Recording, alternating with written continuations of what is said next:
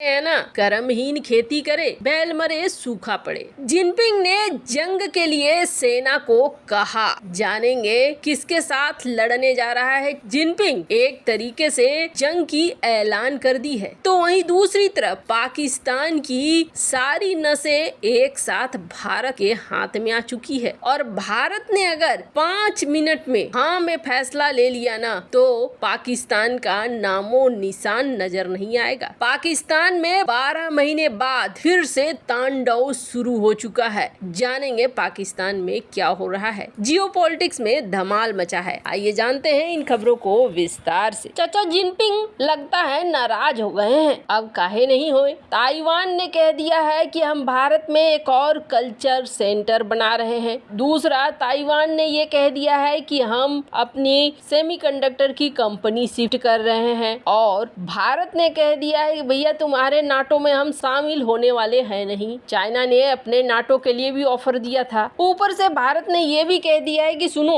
ये जो तुम लोग ब्रिक्स वाला तामझाम बिठा कर बैठे हो ना, तामझाम ब्रिक्स वाला उठाओ, क्योंकि इसमें हम करेंसी को सपोर्ट करने वाले नहीं हैं। दुनिया का सबसे बड़ा बाजार भारत अगर ब्रिक्स की कॉमन करेंसी को सपोर्ट नहीं करता है तो चाइना के मंसूबे पर पानी पड़ता है। इतनी सारी चीजें हो जाए, ताइवान को बहुत सारा माल भी दे दिया और हथियार भी दे दिया अमेरिका ने, तो बौखलाएगा नहीं तो क्या करेगा चाइना। जिनपिंग भी वैसे ही बौखला गया है। वैसे आपको बता दें 2005 में चाइना ने एक कानून पास किया था और कहा था कि ताइवान के साथ या ताइवान के अलग चाहे जो कुछ भी हो, सेना का इस्तेमाल कर सकता है चाइना। साधारण भाषा में समझिए कि चाइना के पास ये अधिकार है कि ताइवान को शामिल करने के लिए सेना का इस्तेमाल करे। शी जिनपिंग ने अब इस बात को लेकर आगे बढ़ना शुरू कर दिया है। हालात टेंशन वाले तो जरूर है, इसीलिए अमेरिका की वित्त मंत्री जेनेट येलेन ये पहुंची है चाइना और कहा है कि भैया सुनो, लड़ाई झगड़ा बाद में करेंगे, दोनों मिलकर बैठकर बातचीत करते हैं, समस्याओं को सुलझाने का काम करते हैं। जरूर जिनपिंग ने ये बोला होगा समस्या सुलझ जाएगा अगर अमेरिका मेरा गुलाम हो जाए। चाइना समझने समझाने वाले देशों में से आता नहीं है। फिलहाल तो चाइना की यही स्थिति है। चीन के राष्ट्रपति शी जिनपिंग ने उल्टा गुरुवार को अपने सैनिकों को बोला, सुनो, हमें तैयार रहना है और असली युद्ध की प्लानिंग करना है और उस युद्ध को सिर्फ प्लान ही नहीं करना है, हमें जीतना भी है। पूर्वी थिएटर कमांड का दौरा पर निकले थे शी जिनपिंग, जहां सैनिकों को संबोधित करते हुए कहा कि दुनिया में उथल पुथल मच चुकी है, बदलाव के एक नए युग में प्रवेश कर चुका है दुनिया और चीन को अपनी सुरक्षा देखनी होगी, क्योंकि जो परिस्थिति है वो अनियमित हो गई है और अस्पष्ट हो गई है। मतलब सब कुछ साफ साफ अब नहीं दिख रहा है। अब जहां पहुंचा था जिनपिंग वो बहुत महत्वपूर्ण है। क्यों? क्योंकि ये जो देख रहे हैं ना, चीन का जियांगसू प्रांत, यहाँ पे पूर्वी थिएटर कमांड का मुख्यालय है और ये इलाका किसके नजदीक पड़ता है? ताइवान जलडमरू मध्य यानी कि ताइवान स्ट्रेट के पास पहुंचता है।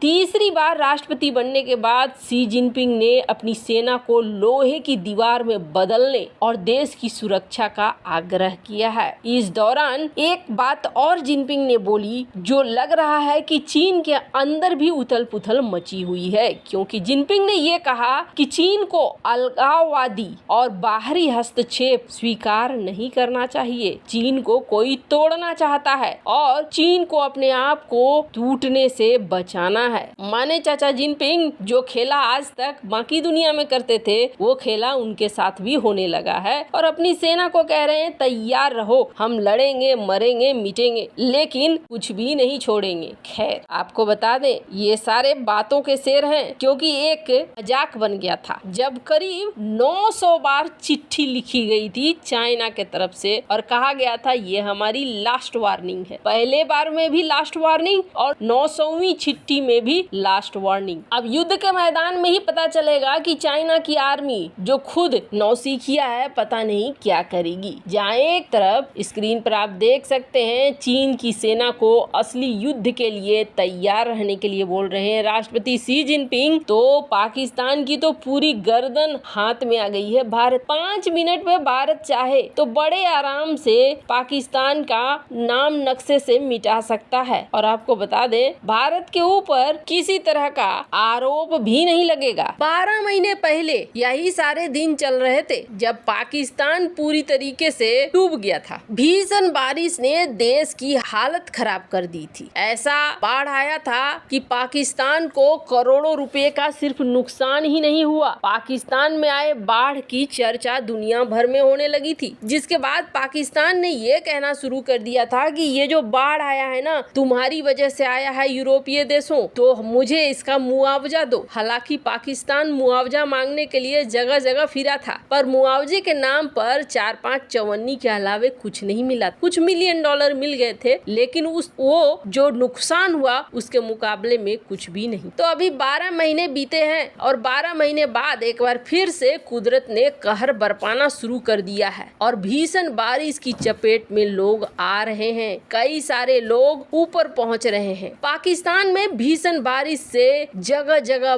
बाढ़ आने लगी है। जनजीवन अस्त व्यस्त एक बार फिर से होने लगा है। इसे ही कहते हैं एक तो कोढ़ ऊपर से खाज। पिछले साल जब मानसून की जबरदस्त बारिश हुई थी तो उसमें करीब 1739 लोग, ये आधिकारिक आंकड़ा है, मारे गए थे, तो 3 करोड़ 30 लाख लोग प्रभावित हुए थे। पिछले बाढ़ ने जो तबाही मचाई उससे उबरने के लिए पाकिस्तान आज भी लड़ रहा है। लेकिन देखिए, कुदरत पाकिस्तान पर रहम दिखाने के मूड में नहीं है। अब हो ये रहा है कि लगातार बारिश शुरू हुई है इसी सप्ताह से और कहा जा रहा है कि सितंबर के महीने तक बारिश होती रहेगी। लाहौर जो पाकिस्तान की सांस्कृतिक राजधानी है, वहाँ पर 10.7 इंच बारिश हुई है, जिससे सड़कों में नहर का पानी भर गया है। पंजाब प्रांत के कई ऐसे अधिकारी हैं जो कह रहे हैं कि हम पानी निकालने की कोशिश कर रहे हैं, लेकिन संभव नहीं हो पा रहा है। आखिरी बार इस तरह की बाढ़ लाहौर में 30 साल पहले आई थी। खैर, अब यहाँ पर स्थिति कहा जा रहा है कि अगले 2 महीने में कहीं पूरी तरीके से जलमग्न न हो जाए पाकिस्तान। खैर, इन्हें भीख मांगने के लिए एक और कटोरा मिल गया, फिर से वो इसी तरह से।